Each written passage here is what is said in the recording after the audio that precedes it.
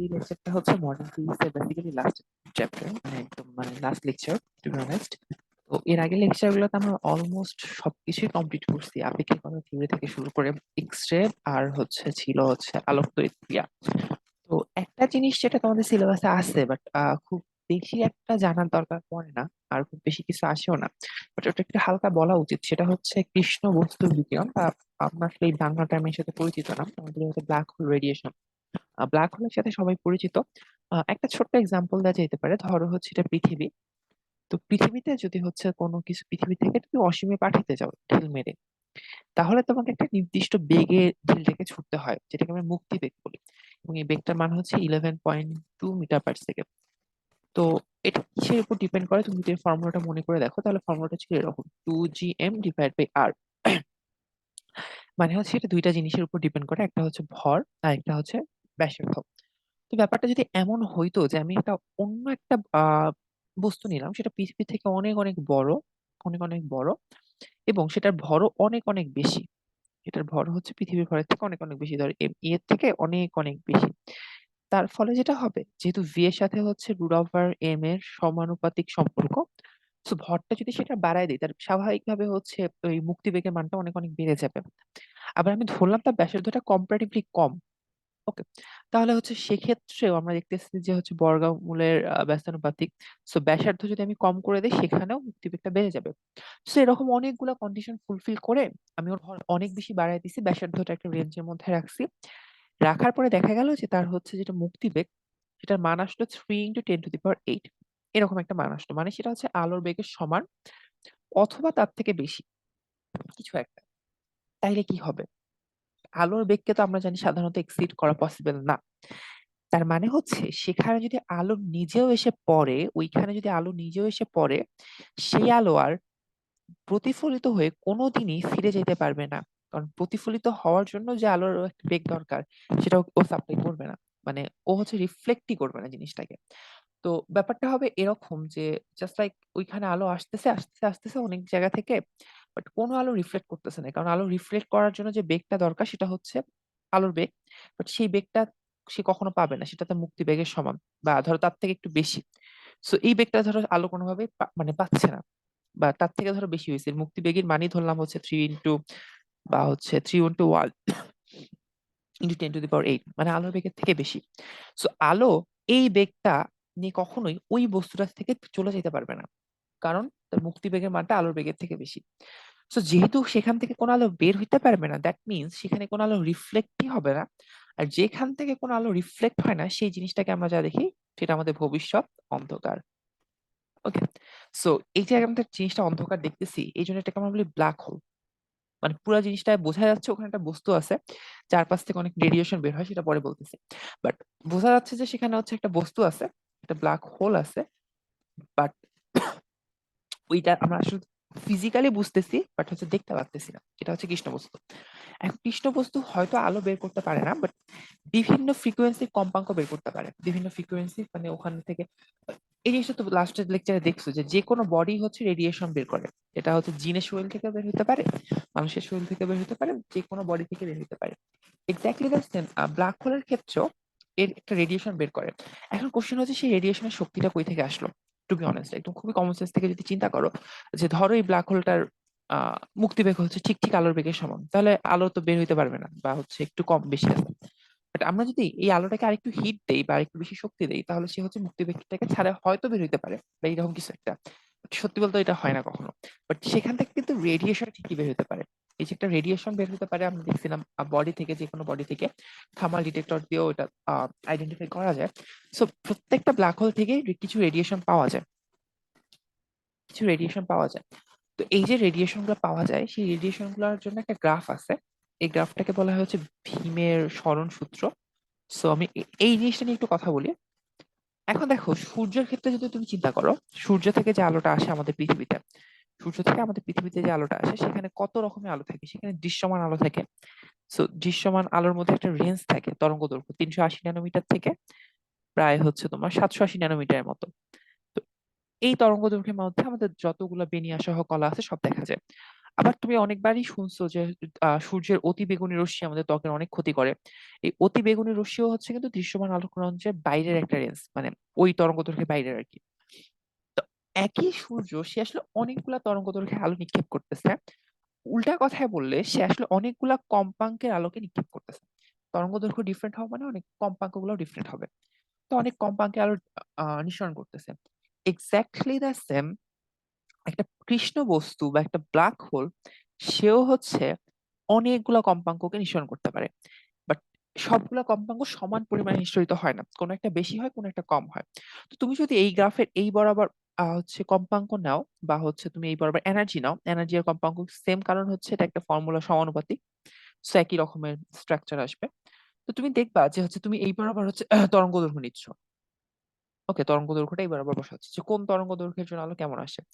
তো দেখবা যে হচ্ছে প্রায় যে তরঙ্গ ধরো ধরো 100, সেটা আসে এরকম অল্প পরিমাণে পাওয়া যায় ওখান থেকে। আর যেটা ধরো হচ্ছে 200, আমি কোন একক নিচ্ছি সেটা বাদ দিলাম, আমি জাস্ট একটু মানে একটু জাস্ট আইডিয়া দিচ্ছি, এটা তো বেশি জানতে হয় না, শুধু একটু আইডিয়া দিয়ে যাচ্ছি। ধরো এরকম আমরা কয়েকটা তরঙ্গ দৈর্ঘ্য নিলাম, ন্যানোমিটারও হইতে পারে, অ্যাংস্ট্রমও হইতে পারে, বাট যে কোনো কিছু হইতে পারে। তো ধরো যেটা 100 সেটা অল্প পাওয়া যায়, যেটা 200 সেটা আর একটু বেশি পাওয়া যায়, যেটা 300 সেটা ম্যাক্সিমাম পাওয়া যাচ্ছে। ধরো এটা হচ্ছে 400টা এরকম, 500টা এরকম, এরকম। তো তুমি যদি একটা গ্রাফ প্লট করো তাহলে গ্রাফটা হবে এইরকম, এবং এটা একটা নির্দিষ্ট টেম্পারেচারের জন্য ফিক্স হলাম, সেটা T1। এখন তুমি ধরো হচ্ছে টেম্পারেচারটাকে বাড়ায় দিলা, মানে একটু শক্তি বাড়ায় দিলা। তাহলে 100 আগে যেখানে এই অবধি পাওয়া যেত, মানে একটা নির্দিষ্ট শক্তির পর্যন্ত পাওয়া যেত, এখন একটু একটু বেশি পাওয়া যাবে, এটা একটু বেশি পাওয়া যাবে, সবকিছু একটু একটু বেশি পাওয়া যাবে। তো বাট এই জিনিসটা 300টার একটু এই সাইডে আসবে, মানে গ্রাফটা এরকম হবে না, একটু সাইডে চেপে আসবে। তো জিনিসটা তখন হবে এইরকম, এইরকম। ওকে, আর একটু যদি বাড়ায় দাও তাহলে হবে এইরকম। সো এটা উপরেরটা হচ্ছে T2 টেম্পারেচার, এটা হচ্ছে T3 টেম্পারেচার। আরো যদি বাড়ায় দেয় তাহলে এইরকম।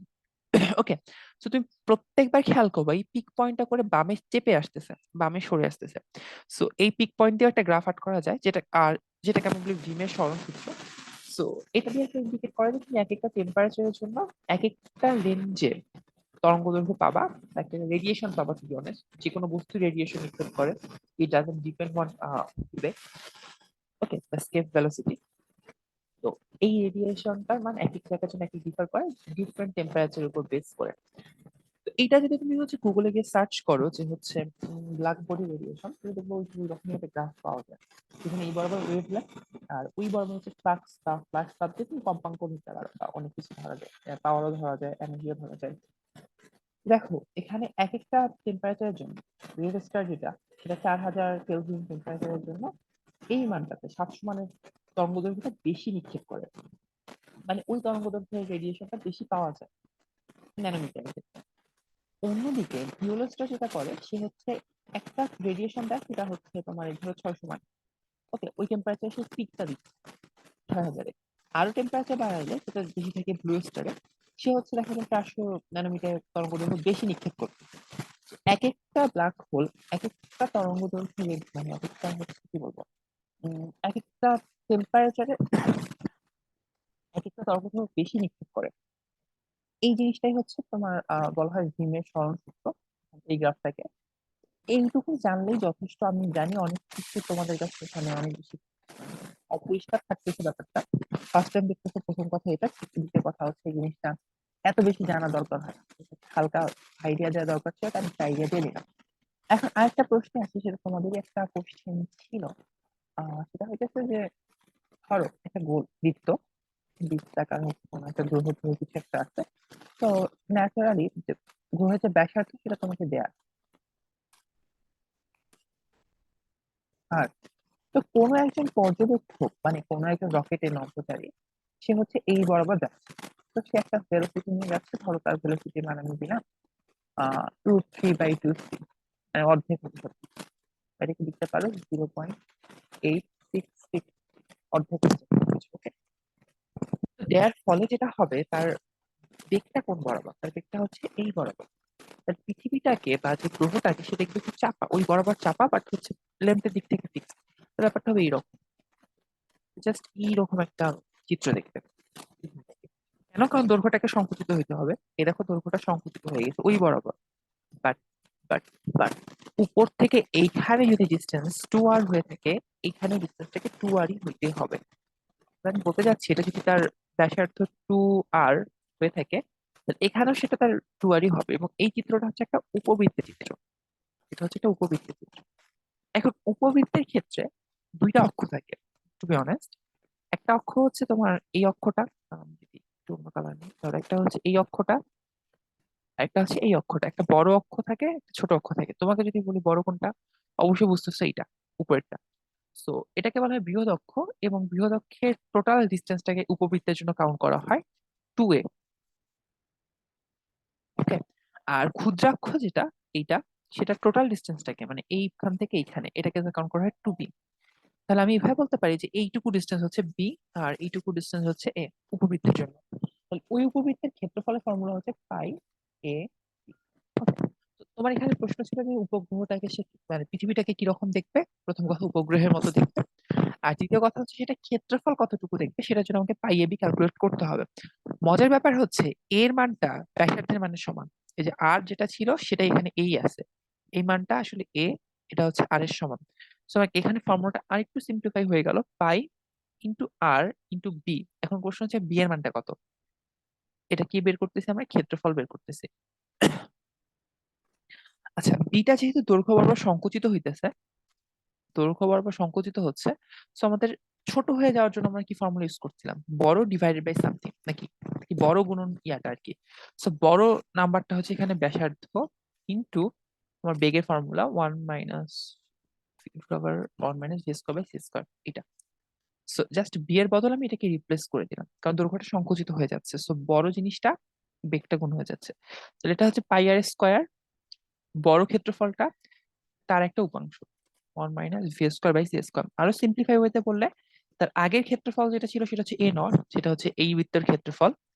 এ নট এটা হচ্ছে তোমার কত, পাই আর স্কয়ার। ওটা এখানে রিপিট হচ্ছে, শুধু গুণ হচ্ছে একটা ক্ষেত্রফল 1 - v square by c square. So এটা হচ্ছে তার পরবর্তী ক্ষেত্রফল। এবং খুবই সিম্পলিফাইড ওয়েতে চিন্তা করলে বুঝবা যে এটা হচ্ছে ছোট ক্ষেত্রফলটা। ছোট ক্ষেত্রফলটা ওই আগের ক্ষেত্রফলের ফর্মুলায় রিপিট করছে, বড় ক্ষেত্রফল ইন্টু কিছু একটা 1 - v square by c square. So এইভাবে তুমি অঙ্কটা করতে পারো, বাট এটা কিন্তু আমাদের আগের স্ট্রাকচারটাকে রিপিট করতেছে। সো এটা একটা ভালো দিক আমাদের জন্য। এইভাবে অনেক ধরনের প্রবলেম আসতে পারে। প্রবলেম বাট অনেক কাজের কিছু প্রবলেম। বাট এই টাইপ প্রবলেম আসলে অ্যাডমিশনেও আসার চান্স একটু কম থাকে। আমি প্রথমে যেটা দেখাবো, এটা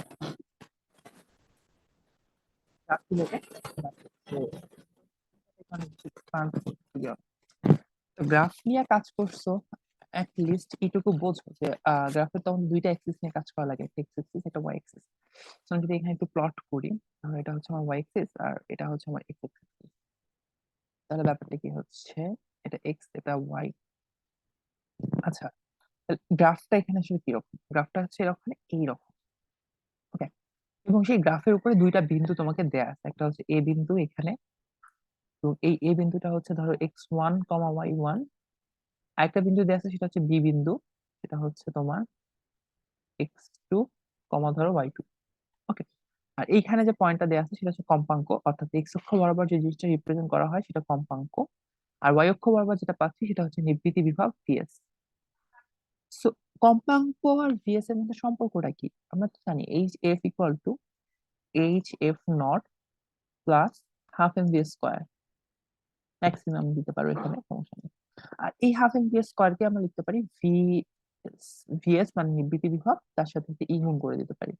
এটা হচ্ছে আমাদের basic formula, H F equal to H F not. এখানে একটা ব্যাপার বলি, এই জিনিসটা কিন্তু একটা কনস্ট্যান্ট, এটা কখনো ভেরি করবে না, সেটা একটা কনস্ট্যান্ট পার্ট। আর এখানে জাস্ট ভেরিয়েবল পার্ট তাহলে কয়টা, দুইটা। একটা হচ্ছে ভি, আর একটা হচ্ছে এই এফ। ভি পারলে এফ পারবে, এফ পারলে ভি পারবে। তো এটা সমানুপাতিক একটা সম্পর্ককে ইয়া করতেছে আর কি। এখন আমরা যে গ্রাফটা নিলাম সেখানে ওয়াই এক্সিস বরাবর আছে কি ভিএস, মানে ওই যে তোমার নিবৃত্তি বিভবটা, সেটাকে একটা ভিএস দিতে পারি আমরা, নিবৃত্তি বিভবটা আছে। তো গ্রাফের ক্ষেত্রে জেনারেল ফর্মুলা হচ্ছে y equal to m x plus c. তো যেখানে ওয়াই সাইডটাতে থাকবে হচ্ছে ভিএস, দেন ইকুয়াল টু কিছু একটা প্লাস কিছু একটা কনস্ট্যান্ট। এটা হচ্ছে জেনারেল ফর্মুলা হবে। তো আমরা যদি এখান থেকে ওই স্ট্রাকচারটাকে বের করে আনতে চাই তাহলে আমাকে ভিএস কে একদিকে রাখতে হবে। তাহলে এটাই করি, H F minus H F nought, পুরোটাকে ভাগ করে দিলাম ই দিয়ে, ইকুয়াল টু ভিএস। ভিএস এখন আমার একদিকে ওয়াই এর মতো করে, তাহলে এখানে ফর্মুলা হচ্ছে v s is equal to h divided by e into f minus h divided into f nought. এটা হচ্ছে আমার বেসিক স্ট্রাকচার। ওকে, তো এখন ফর্মুলাটা মোটামুটি আমাদের বোঝার জন্য সুবিধাজনক হয়ে গেছে। এখন আমি তোমাকে একটু সরলরেখার মতো করে প্রশ্ন করি, যে তোমাকে আমি একটা ইকুয়েশন দিয়ে দিছি, একটা সরলরেখা ইকুয়েশন দিয়ে দিছি, সেই সরলরেখার উপরে একটা বিন্দু বলে দিছি, আরেকটা বিন্দুর এক্স এর মান বলে দিছি। শিট, আচ্ছা, একটা বিন্দুর এক্স এর মান বলে দিছি, ওই বিন্দু ওয়াই এর মান বের করতে হবে। এখানে তুমি ঢালের মানটা জানো, কারণ দেখো ঢালের মানটা কনস্ট্যান্ট। সো এখানে ঢালের মান is equal to H divide by E, এই মানটা আমাদের জানা, এইচ এর মানও জানি, এর মানও জানি। এখন যদি হইতেছে আমাদের কাজ করতে হয়, যে হচ্ছে ধরো প্রথম প্রশ্নটাতে আমি যদি যাই, বি বিন্দু নিবৃত্তি বিভব কত, প্রথম প্রশ্ন আই নম্বরে, এখান তাকাই, বি বিন্দু নিবৃত্তি বিভব কত। সো বি বিন্দুর জন্য খালি এক্স এর মানটা বের করতে হবে, সেটাই হচ্ছে নিবৃত্তি বিভব। ওকে, তো এক্স এর মান বের করার ক্ষেত্রে আমি আসলে ঢালের মানটা যেহেতু জানি, সো দুইটা পয়েন্টও জানি, so আমি ইজিলি বের করতে পারি যে ঢাল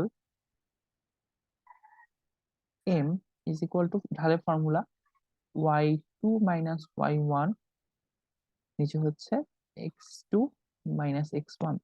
এখন ঢালের মান হচ্ছে আমার h divide by e is equal to, y two এর মান কত দেওয়া আছে, ধরো হচ্ছে আমি এখানে ওয়াই টু নিচেরটাকে নিচ্ছি, সেখানে ওয়াই টুটাই হচ্ছে এক্স, যেটা নিবৃত্তি বিভব, এটাই বের করতে হবে, মাইনাস ওয়াই ওয়ান এর মান দেওয়া আছে এই যে এটা 4.5 ইন্টু 10 টু দি পাওয়ার 15।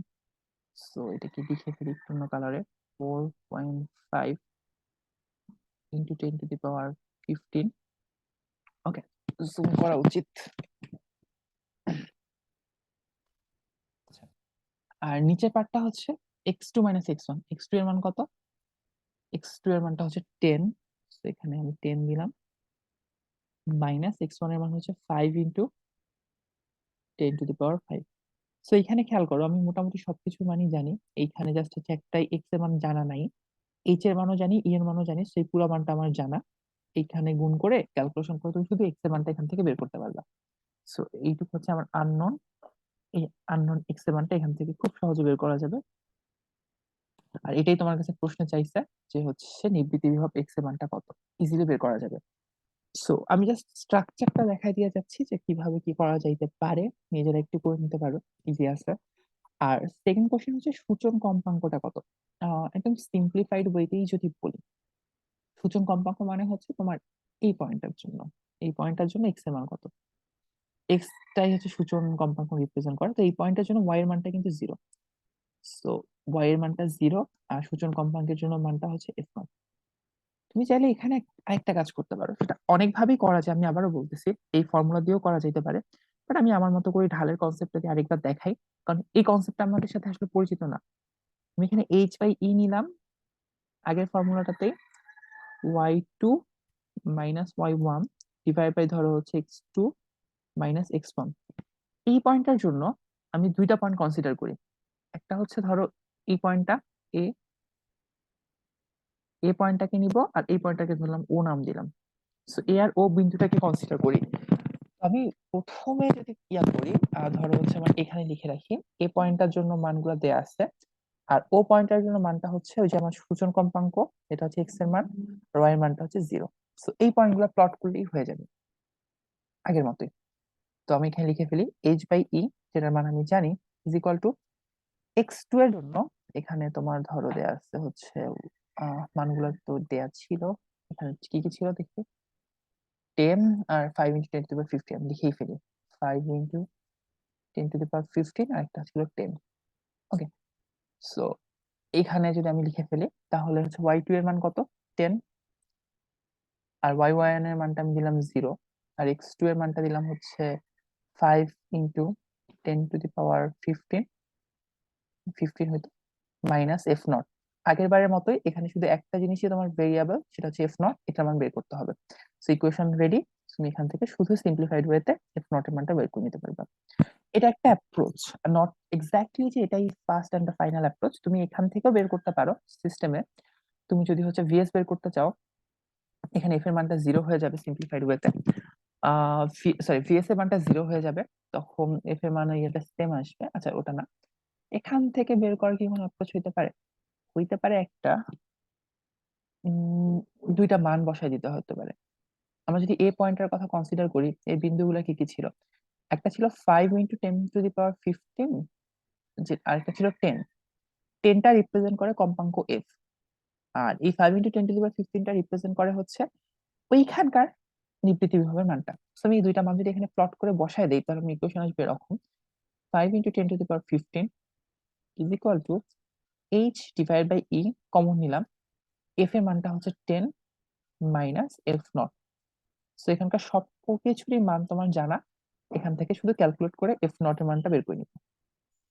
এইভাবে অঙ্ক করা পসিবল। আমি এখানে দুইটা অ্যাপ্রোচ দেখাইলাম, একটা হচ্ছে এই 1 নাম্বার অ্যাপ্রোচটা, এটা হচ্ছে 2 নাম্বার অ্যাপ্রোচটা। তুমি ফর্মুলা দিয়েও করতে পারো, বা হচ্ছে ওই ঢালের মান ধরেও করতে পারো, তোমার কাছে যেটা সুবিধাজনক মনে হয় তুমি সেটাতে যাও, কোনো আপত্তি নেই। বাট অঙ্কটা করাটা সবচেয়ে বেশি ম্যান্ডেটরি পার্ট। তো প্রথম প্রবলেমটা আমার মনে হয় অনেক সাফিসিয়েন্ট আলোচনা হয়েছে। আর আমরা এখানে কোন প্রবলেম আলোচনা করলাম? উপরে গেল একটা, নিচে গেল আরেকটা, নাকি কপি হয়েছে? আচ্ছা, একটা পেজ কপি হয়েছে, আর কিছু না। এখন আমরা আরেকটা প্রবলেমে যাই, খুব বেশি প্রবলেম নেওয়া হবে না। আচ্ছা, একটা প্রবলেম নেই প্রথমে। আচ্ছা, আমি পার্সোনালি বলবো আগে একটু প্রবলেমটা ট্রাই করো, ট্রাই করলে বুঝতে পারবা। সিম্পল। কুলিচ নলটা আসলে এক্স রেতে ব্যবহার করা হয় মোস্ট প্রবাবলি। হ্যাঁ, এক্স রে ক্ষেত্রে এটা ইউজ করা হয়। এখানে এত কিলোভোল্ট বিভব পার্থক্যের কথা বলছে, তো ভি এর মান বলে দিছে 330 কিলো বলছে, 10⁻³ বা আমি বলতাম 3 × 10⁻⁴ এত ভোল্টেজ দেয়া আছে। ইলেকট্রনকে অ্যানোডে নিক্ষেপ করা হয়েছে, ডাজন্ট ম্যাটার। যদি অ্যানোডের সাথে একটি সংঘর্ষে ইলেকট্রন তার সমুদয় শক্তি হারায়, একটা সংঘর্ষে ইলেকট্রন তার সমুদয় শক্তি হারায়, এক্স এর তরঙ্গ দৈর্ঘ্য lambda equal to what. Lambda যদি পাও তাহলে কম্পাঙ্ক এফ এর মানও পেয়ে যাবে, F is equal to what. So আমরা ইয়ার জন্য ফর্মুলা জানি, EV is equal to H C divide by lambda. Okay, এটুকু তো পড়ছোই সিম্পলি। সো এখানে ই এর মানটা জানো, 1.6 × 10⁻⁻19। ভি এর মানটা তোমাকে দেয়া আছে 3 × 10⁻⁴, ইকুয়াল টু এইচ এর মানও জানো, সি এর মানও জানো, এটা আমি লিখলাম না, ডিভাইড বাই ল্যামডা। সো এখান থেকে তুমি সিম্পলি ল্যামডার মানটা বের করে ফেলতে পারবা। এটা ছিল অ্যাপ্রোচটা, খুবই সিম্পলিফাইড একটা অ্যাপ্রোচ। আহামরি তো কিছুই না, আমার মনে হয় এগুলো নিজেরা ট্রাই করলে পারবা। সো কম্পাঙ্কটা যখন বের করতে বলবে, তখন জাস্ট এখান থেকেও বের করা যেত, যে আমি এখানে সি বাই নিতে পারি, বা হচ্ছে যে F equal to F lambda equal to C থেকে F is equal to C by lambda, বা এটাকে তুমি এখান থেকে যদি বের করতে সি বাই ল্যামডা, সেটা হয়তো ইভি ডিভাইড বাই এইচ।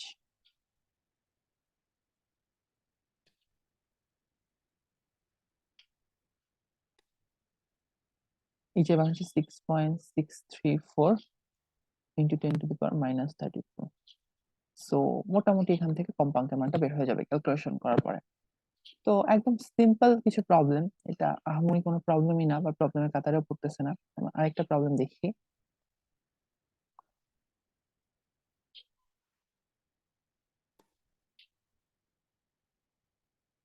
এটা একটু পড়ো, 30 সেকেন্ড।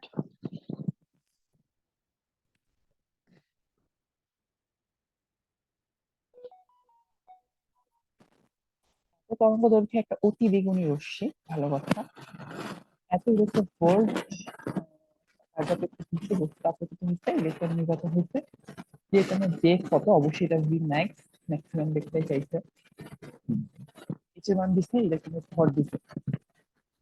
আমরা আগে দেখি কি কি ডাটা দেওয়া আছে। রশ্মি আপতিত হয়েছে, আপতিত রশ্মি। তো এই যে 3000 অ্যাংস্ট্রমের একটা আপতিত রশ্মি আছে, সেটা হচ্ছে শুধু ল্যামডা, ল্যামডা নট না, কিন্তু কার্যাপেক্ষকটা বলে দিছে, যেটা দরকার আছে। আচ্ছা, তো আমরা যেটা করতে পারি, আমরা তো অনেকভাবে ফর্মুলাটা পড়ছিলাম, সেটা হচ্ছে h a is equal to H F nought plus half m p x এর স্কোয়ার, এটা পড়ছিলাম। তো আমি এক কাজ করি, এই হাফ এম পি এক্স স্কোয়ারকে আপাতত হচ্ছে আমি ডাব্লিউ ধরে নিচ্ছি, কৃত কাজ। এই ফর্মুলাকে অনেকে অনেক ভাবে লেখে, তোমার পার্সোনাল যেটা ভালো লাগে তুমি লিখতে পারো, আমি কে দিয়েও লিখতে পারি, এটাও সুন্দর এবং ভেরিফাইড। ভেরিফাইড মানে কি, প্রচলিত আর কি, অনেকটা ভেরিয়েবল। আচ্ছা, যেহেতু এইখানে যে জিনিসটা ম্যান্ডেটরি, সেটা হচ্ছে প্রত্যেকটা জিনিসই আমার, এখানে প্রত্যেকটা জিনিস আমার জুলে দেয়া আছে। ওকে, তো আমি যদি জুল থেকে হচ্ছে তোমার ইভিতে মানে ইলেকট্রো ভোল্টে নিতে চাই, তখন কি করতে হতো, ইলেকট্রন ইয়া দিয়ে ভাগ করতে হতো। এটাও করতে পারো, আবার আমরা জুলে নিয়েই করতে পারি, আমরা জুল নিয়েই করি, যেটা আসলে সবচেয়ে ভেরিফাইড ওয়ে। আমি যদি এইচ আর এফ নিয়ে কাজ করি, আমাকে ফর্মুলা লিখতে হবে H C divide by lambda is equal to H C divide by lambda nought plus K এর মানটাই আপাতত বের করি, বাকিটা পরে দেখবো না। ওকে, তো এইচ সি ল্যামডা আছে, ল্যামডা নট আছে। এখন ল্যামডা নটের ক্ষেত্রে এখানে কার্যাপেক্ষকটা বলে দিচ্ছে, মানে এখানে যে ডাটাটা বলছে এটা আসলে h C divide by lambda nought এর মানটা বলছে, বাট ইলেকট্রোভোল্ট, ইলেকট্রোভোল্টেজ। তো এটাকে যদি আমি কনভার্ট করি 2.28 ইন্টু 1.6 ইন্টু 10⁻⁻19 জুল, এত জুল এটা, এই মানটা এখানে তোমাকে এভাবে বলে দিচ্ছে। বা তুমি যেটা করতে পারো, এখানে জিনিসটাকে এভাবে লেখা যায়, h c by lambda is equal to, এই জিনিসটা মান তোমাকে দিচ্ছে কত, 2.28, 2.28, তার সাথে একটা ই দিয়ে দিলা। ই দিয়ে বোঝা যাচ্ছে যে আচ্ছা ইলেকট্রোভোল্টে গুণ করা আছে, বা একটা ই এর মানটা আগে একটু লিখে রাখলাম, 1.6 10⁻⁻19, তাহলে কাজটা কম করা লাগতে পারে আর কি, প্লাস কে। এখন ল্যামডার মান তো প্রশ্নে গিভেন 3000 অ্যাংস্ট্রম, সো 3 ইন্টু 10⁻⁻7। ওকে, সো এখানকার সব ডাটাই জানো, এখানকারও সব ডাটা জানো, এখান থেকে তুমি কে এর মানটা ইজিলি বের করতে পারবা। H C divide by 3 into 10⁻⁷, আর এখান থেকে মাইনাস হবে 2.28 ইন্টু 1.6 ইন্টু 10⁻⁻19। কে এর মানটা পেয়ে গেলে পাচ্ছ হচ্ছে actually half m p x এর স্কোয়ার মানটা, এটা হচ্ছে কে। সেখান থেকে পি এক্স এর মানটা বের করে নিতে পারবা, 2 কে ডিভাইড বাই এম তার রুট ওভার। সো এখান থেকে তুমি সর্বোচ্চ বেগটা ইজিলি বের করতে পারবা। এখানে আসলে আহামরি কোনো ক্যালকুলেশন না, তারপরও জাস্ট দেখানোর স্বার্থে দেখানো, কারণ আজকে লাস্ট ক্লাস তো, আহ, এরপরে হচ্ছে আমরা এই জিনিসগুলো নিয়ে খুব বেশি একটা কাজ করবো না। সো আজকে একটা হালকার উপর ঝাপসা ধারণা দিয়ে যাওয়া। থার্ড একটা প্রবলেম দেখি, বেশ কয়েকটা প্রবলেম নোট করে রাখছিলাম দেখানোর জন্য, খুঁজে খুঁজে।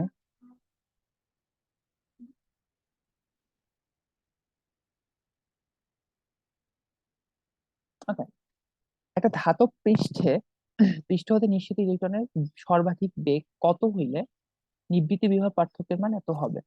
সো আমরা ফর্মুলা পড়ার সময় বলছিলাম যে H F equal to H F nought plus K, মানে গতিশক্তিটা। ওকে, এটার মান হচ্ছে হাফ এম ভি স্কোয়ার। আর আমি যদি ওকে থামাইতে চাই, তাহলে এই গতিশক্তির সমান পরিমাণ আমাকে শক্তি দিতে হবে, পিএস নিবৃত্তি বিভব। এটা হচ্ছে কে, বা ইকুয়াল টু বললে হাফ এম ভি ম্যাক্সিমাম তার স্কোয়ার। আচ্ছা, আমার কাছে ম্যাক্সিমামটাই জানতে চাইছে। ওকে, আর এখানে ভিএস এর মানটাই বলে দিচ্ছে 0.96, এত ভোল্ট। ওকে, আচ্ছা, তো আমি এখানে লিখতে পারি 2 EVS ডিভাইডেড বাই এম, এটা একটা রুট করে দেবো, তাহলে আমার ভিএক্স এর মানটা ইজিলি বের হয়ে যাবে।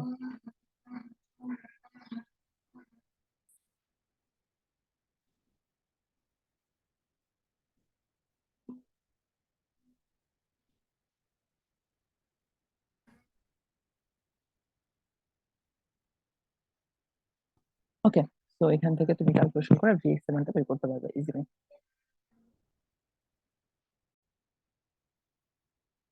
আচ্ছা, পরের প্রবলেমটা দেখি আমরা।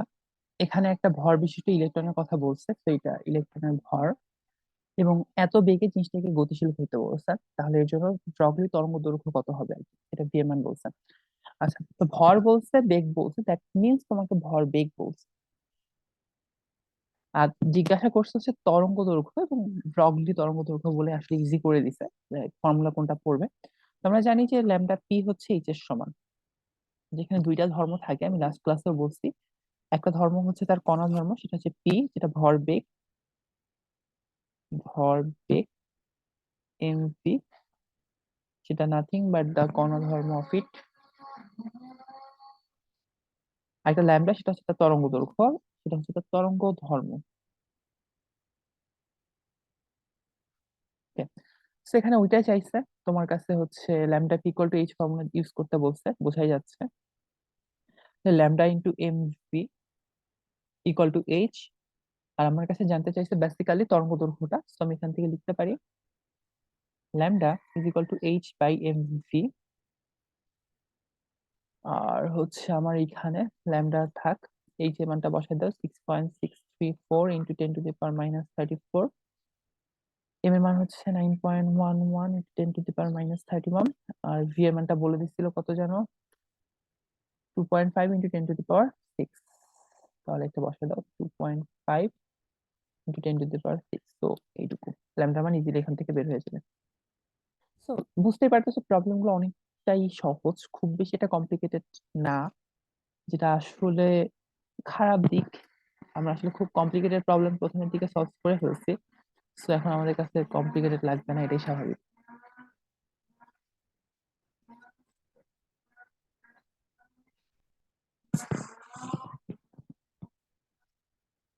পরের প্রবলেমে যাই।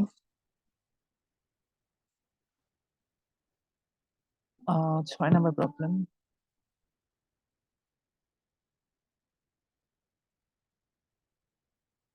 একটা এক্সট্রা নলে ইলেকট্রন হচ্ছে 40 কিলো ইলেকট্রো ভোল্টে চলতেছে, একটু থামাও, এটা হচ্ছে ইলেকট্রো ভোল্ট, মাইন্ডেড, জুলে না কিন্তু, electro volt, 40 kilo electro volt, তো 40 কিলো ইলেকট্রো ভোল্ট। আচ্ছা, এত কিলো ইলেকট্রো ভোল্ট।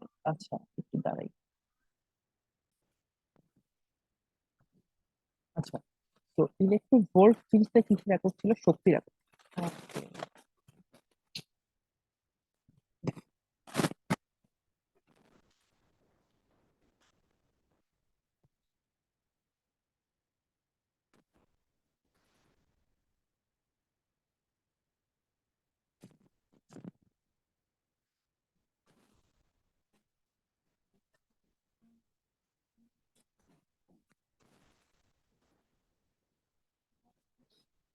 আচ্ছা, তো এটা যেটা ছিল সেটা হচ্ছে তোমার শক্তির একক, ইলেকট্রো ভোল্ট। এখানে কাজ করবে কি আদৌ? No, I don't know. কাজ কর বাবা। আচ্ছা, তো এটা ছিল হচ্ছে ইলেকট্রো ভোল্ট, সেটা শক্তির একক। তো এখানে কিলো যেটা, সেটা আসলে শক্তিতে দেয়া আছে, তো এটা one kind of Shakti, but electro volt এককে শক্তি।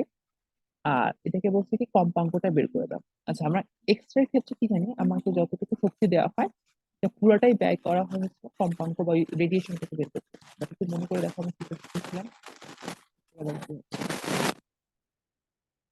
জাস্ট এক্স রে ক্ষেত্রে যেটা হয় যে দুইটা পাত হচ্ছে ব্যাটারি দিয়ে কানেক্টেড থাকে, এবং একটা পাত থেকে একটা শক্তি পাঠানো হয়, সেটা এখান থেকে কি করে, একটা হচ্ছে রশ্মি বা বের করে দেয়। রশ্মিটা কিভাবে বের করে সেটা এক্সপ্লেন করছিলাম। এবং যদি কোনোখানে শক্তির অপচয় না হয়, তাহলে পুরো শক্তিটা তুমি ব্যাটারি থেকে এখানে যতটুকু ভোল্টেজ দিবা, পুরো শক্তিটাই শক্তি বের করতে হেল্প করবে। সেখানে মজার ব্যাপার হচ্ছে এই পুরো শক্তিটা তোমাকে দেওয়া আছে 40 কিলো ইলেকট্রোভোল্টে। তাহলে এই যে 40 কিলো ইলেকট্রোভোল্ট হওয়ার জন্য সেখানে 1.6 ইন্টু 10⁻⁹ দিয়ে গুণ করতে হচ্ছে, ইকুয়াল টু এইচ এফ। ওকে, তো একদম সিম্পল। এখান থেকে শুধু এফ এর মানটা বের করতে বলছে, সর্বোচ্চ কম্পাঙ্ক, এটাই সর্বোচ্চ হবে কারণ কোথাও কোনো শক্তি নষ্ট হচ্ছে না। সো ইলেকট্রোভোল্টের মানটাকে এইচ দিয়ে ভাগ করে দাও, যেটা আসবে সেটাই আনসার। এবং সেটা আসবে কিসের, ফ্রিকোয়েন্সি, যেটা আমরা এসআই নিচ্ছি সেটা হার্জে চলে আসবে, এত হার্জ কম্পাঙ্ক। খুব আহামরি কোনো অঙ্ক না, আমরা দুইটা মাত্র অঙ্ক দেখবো ম্যাক্সিমাম, আমাদের জন্য এনাফ।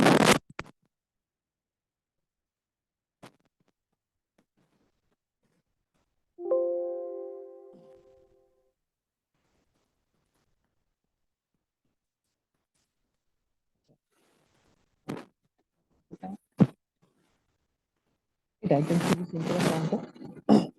আচ্ছা, ধাতুর নির্দিষ্ট বিভব দেওয়া আছে ভি নট, নিশ্চিত ইলেকট্রনের সর্বোচ্চ বেগ দেওয়া আছে ভি ম্যাক্সিমাম, এই দুটোর মধ্যে সম্পর্ক কি? আচ্ছা দেখো, আমরা জানি নিবৃত বিভব যেটা ভিএস যদি হয়ে থাকে, তাহলে এই ভিএস ইকুয়াল টু আমরা করছি হাফ এম ভি স্কোয়ার। এই ভিটাকে আমরা বলতে পারি ম্যাক্সিমাম তার স্কোয়ার। আমার কাছে বলছে যে হচ্ছে নিবৃত্তি বিভবটাকে তুমি এবার ভি নট ধরে নাও, ধরলাম, আর এটাকে ভি ম্যাক্সিমাম ধরো, ধরাই আছে। এদের মধ্যে সম্পর্কটা কি? সম্পর্ক হচ্ছে V naught proportional to V max এর স্কোয়ার, অর্থাৎ বর্গের সমানুপাতিক। এইটুক কথাই হচ্ছে অ্যান্সারটা। একদম জাস্ট এমসিকিউ প্রশ্ন ছিল এটা। আর এই জিনিসগুলো আমি জাস্ট তোমাদেরকে যেটা করাচ্ছি সেটা প্রথমে উচ্চারণ করিনি, কারণ করলে অনেকে ভয় পেয়ে যেটা। টু বি অনেস্ট, এটা হচ্ছে উদ্ভাসের উইকলি কোশ্চেন সলভ করাচ্ছি, ইঞ্জিনিয়ারিং উইকলি। হ্যাঁ, যেটা সবচেয়ে কমপ্লিকেটেড হয়, বাট প্রশ্নগুলো দেখো খুব বেশি কঠিন লাগতেছে না, একদম ইজি লাগতেছে। Engineering weekly. সো উইকলি বানান ট্রিপলি আসছে, ট্রিপলিতে পড়ার ইচ্ছা থাকলে উইকলি প্রবলেম সলভিং। সো এইটাই প্রবলেম সলভ করতেছি, কারণ ফিউচারে যেন আমাদের এই জিনিসগুলো মোটেও কঠিন না লাগে, আমার মতো যেন কেউ ভয় পেয়ে বসে না থাকো। লাস্ট একটা problem, and the last but not the least, এই প্রবলেমটা করাই আমাদের আজকের এই লেকচারটা শেষ হবে, এবং এই চ্যাপ্টারটাও শেষ হয়ে যাবে সাথে সাথে। 8 নম্বর প্রবলেম। 8 নম্বর প্রবলেম ওই কিপার চলে গেছে। আচ্ছা, এটা এখানে থাকবে। এটা প্লাটিনামের ক্ষেত্রে এত তরঙ্গ দৈর্ঘ্যে আপতিত হয়েছে, একটা ইলেকট্রন নিঃসরণ শুরু করছে, প্লাটিনামের কার্যাপেক্ষকের মান জানতে চাইছে। আচ্ছা, তো আমরা দেখি এটা হচ্ছে আপতিত রশ্মি, সেটা হচ্ছে শুধু ল্যামডা, শুধু ল্যামডা, আর হচ্ছে কার্যাপেক্ষকটা জানতে চাইছে। তাহলে আমার ফর্মুলা হচ্ছে H F equal to H F nought plus half M V square. Okay, half M V স্কোয়ারটা পরে দেন, এটাকে কে দিয়ে রিপ্রেজেন্ট করে চালাই দিই আপাতত, প্লাস কে। কার্যাপেক্ষকটা জানতে চাইছে, মানে নিঃসরণ শুরু হয়। আচ্ছা, তো এখানে দেখো বলছে কি, এটা যেটা বলছে সেটা হচ্ছে ল্যামডা নট। কেন? কারণ এটা আসলে শুরু হয় কথাটা উচ্চারণ আছে, শুরু হচ্ছে মানে শুরু হইতে এটা লাগে। এই জিনিসটা হচ্ছে সেটা, h c by lambda nought. এটা এটা হচ্ছে কার্যাপেক্ষ, এবং এই কার্যাপেক্ষটাকে ফাই দিয়েও রিপ্রেজেন্ট করা হয়, কখনো কখনো ই নট দিয়েও রিপ্রেজেন্ট করা হয়, এবং অনেক জায়গায় ডাব্লু দিয়েও রিপ্রেজেন্ট করা হয়। এটা ডিপেন্ড করে তুমি কি দিয়ে রিপ্রেজেন্ট করতেছো। এবং এটার মানে তোমার কাছে জানতে চাইছে একদম সিম্পল একটা এমসিকিউ। বাট এই এমসিকিউটাতে চ্যালেঞ্জটা হচ্ছে এটা ভার্সিটি লেভেলের এমসিকিউ। তো ভার্সিটি লেভেলে যেটা করতে হবে, তোমাকে ক্যালকুলেটর ছাড়াই চেষ্টা করতে হবে। তো আমরা ক্যালকুলেটর ছাড়া একটু দেখবো চেষ্টা কেমন করে করা যেতে পারে। ইন্টু হচ্ছে 3 × 10⁸ ল্যামডা মান বলছে 2 × 10⁻⁷। ওকে, তো আমরা ক্যালকুলেটর ছাড়া একটা জাস্ট রেঞ্জটাকে গেস করার ট্রাই করব। আমরা যেটা আগে বলছিলাম যে ভার্সিটি লেভেলে অ্যান্সার গুলো অনেক দূরে দূরে থাকে, একটা সাথে একটা কাছাকাছি থাকে। সো জাস্ট গেস করার জন্য। তো আমি যদি এখানে একটু কাজ করি, তাহলে এখানে 10 টু দি পাওয়ার গুলো আগে ক্যালকুলেট করি। -7টা এখানে কাটলে থাকে হচ্ছে 10 টু দি পাওয়ার -27। -7 কাটলে ঠিক আছে কি? হ্যাঁ, ঠিক আছে। আর এইটার সাথে কাটাকাটি করলে সেটা থাকে কত? 10 টু দি পাওয়ার -19। আমার ফার্স্টে জিনিসটা বের হয়ে আসলো 10 টু দি পাওয়ার -19। এবার দেখো বাদ বাকি কে কে থাকতেছে। এই 3 আছে, 2 আছে, আর এখানে 6.63 আছে। তো আমি এইটা দিয়ে কেটে দিতে পারি, বা হচ্ছে এটা 1.5 বানাইতে পারি। যেটা করা যাইতে পারে, আচ্ছা দুইটাকে রাখি, আমার জিনিসটা হবে এরকম 6.6 × 3 / 2। তো 2 দিয়ে কাটলাম, কাটলে এখানে কত থাকবে তোমার বলো? হচ্ছে 3.3 × 3, ক্যালকুলেট করলে 9, 3 × 3 = 9, 9.9 × 9, এটা। এটা হচ্ছে অ্যান্সার। দেখো ক্যালকুলেটর ছাড়াই অ্যান্সারটা বের করে ফেলা যায় শুধু কমন সেন্স খাটাইয়া। এবং ফিউচারে আমরা যখন হচ্ছে অ্যাডমিশন লেভেলে পড়া পড়বো, মানে অ্যাডমিশন লেভেল প্রিপারেশন নিব, তখন এই জিনিসগুলো আমাদের অনেক বেশি ইজি হয়ে যাবে। তো আপাতত হচ্ছে এই অবধি থাক, এখন অত বেশি অ্যাডমিশনে আমরা যাব না। আর এই লেকচারটা এই অবধি, খুব ছোট্ট একটা লেকচার হয়েছে। উম, কালকে থেকে হচ্ছে আমরা যেটা করবো, নিউ চ্যাপ্টারে যাবো, চ্যাপ্টার 8 সম্ভবত ফার্স্ট পেপারে। ওকে, ততদিন অবধি শুভকামনা।